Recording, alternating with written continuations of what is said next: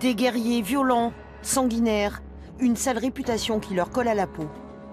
Fantasmés, grands, blonds, costauds, la hache au vent et puis attaquant tout ce qui bouge. C'était surtout des paysans qui avaient aussi notamment des conditions difficiles. Les Scandinaves, bien sûr, ont organisé des raids, tué, capturé des prisonniers.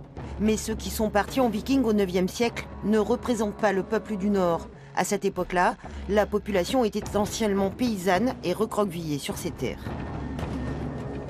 On n'est pas viking, on est en viking. En fait, ça n'existe pas le peuple viking. C'est une activité que beaucoup de ces Scandinaves font, c'est-à-dire qu'ils partent en expédition par voie maritime. Ça, évidemment, la navigation est très importante. L'eau est omniprésente dans cet univers.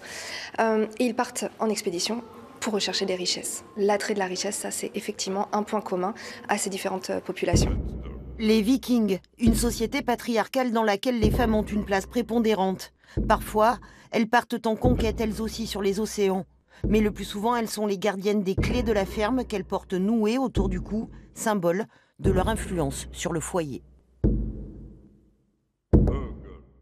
La femme dans la société des Vikings avait l'air d'être assez importante et on voit avec cette exposition que les richesses de la femme étaient très importantes. Donc ça, c'est quelque chose que j'ai découvert avec cette exposition. Le peu que j'ai vu ici, on voit beaucoup plus d'aspects culturels.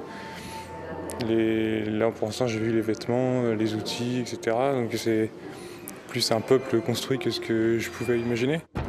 Loin des clichés, cette exposition internationale casse tous les codes, exite les prédateurs barbares et destructeurs.